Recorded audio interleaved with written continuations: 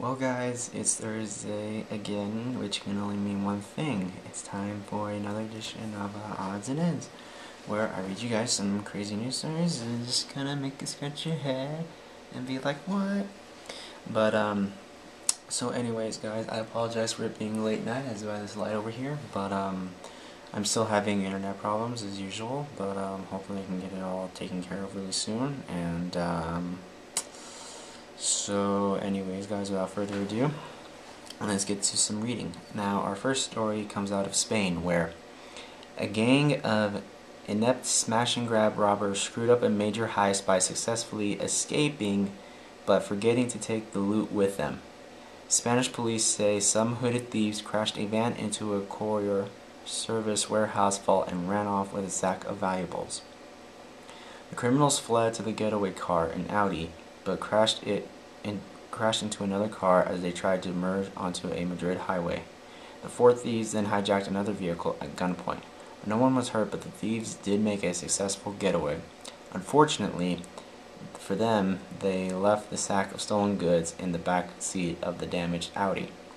Courier Service SEUR placed the value of the stolen goods at no more than €50,000 or $67,000. Local newspapers speculated the loot, which allegedly included diamonds and Rolex watches, was worth considerably more. How do you forget? If you're trying to rob a place, how in the world do you forget the loot? Honestly, people, sometimes they're a little weird. And, anyways, moving on. Our next story comes out of Florida.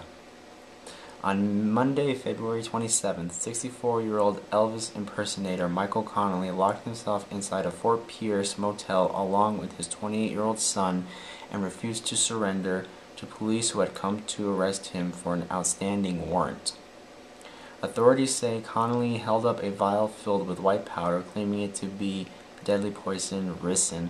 I hope I'm saying that right, but it's spelled R-I-C-I-N.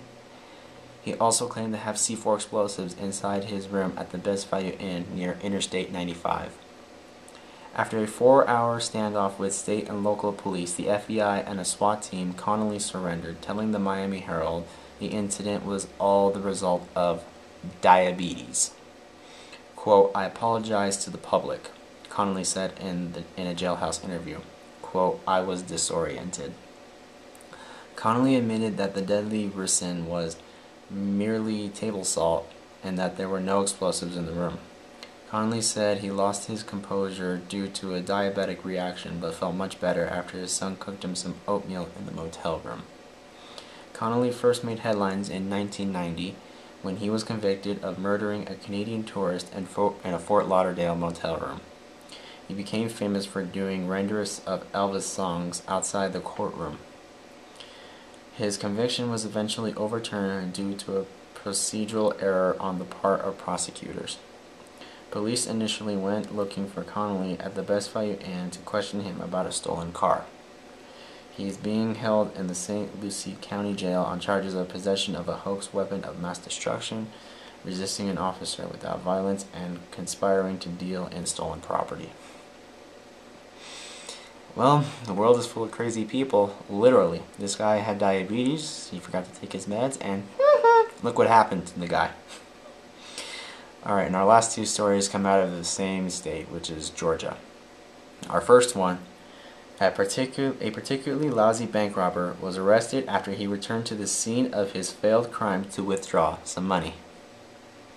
Police say the 39-year-old suspect tried to rob a Wells Fargo in Chambly at gunpoint. Around 12:30 p.m. on Tuesday, February 28th, the suspect handed the cashier a note saying, quote, "Give me money or we start shooting." Speaking to reporters, Chambly Police Chief Mark Johnson said, quote, "Obviously feeling safe behind the bulletproof glass, the teller just stepped back and the individual left without any money." After leaving the bank, the man was spotted jumping into a taxi cab. The cab took him back to his getaway vehicle, where he realized he had no money to pay the taxi driver. The female taxi driver blocked in the man's car and called police. The officer, quote, "just convinced the guy that you need to get some money and pay your bill or else you'll end up in trouble, Police Chief Johnson explained. Unfortunately, the nearest place to withdraw money was the bank he just tried to rob. After being escorted back by the police officer, the man was recognized by employees. He was promptly arrested and charged with attempted robbery. Always have money on hand in case something like that should happen. And that is another fail of robbery right there. And our second story that comes out of Georgia. Police and school officials locked down two adjacent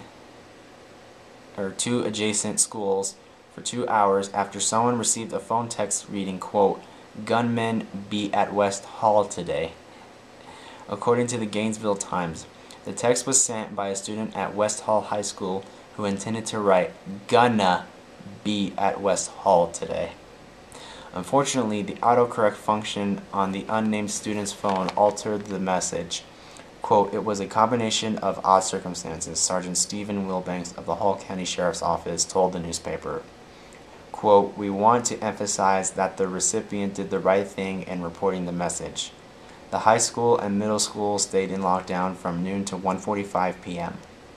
Superintendent Will Schofield praised his school team members and assured the community that, quote, "We will always err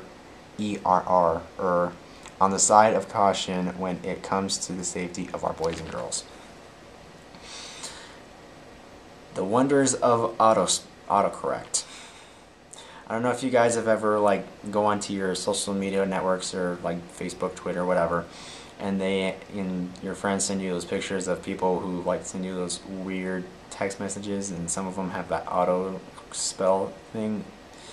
Well, shit happens, right?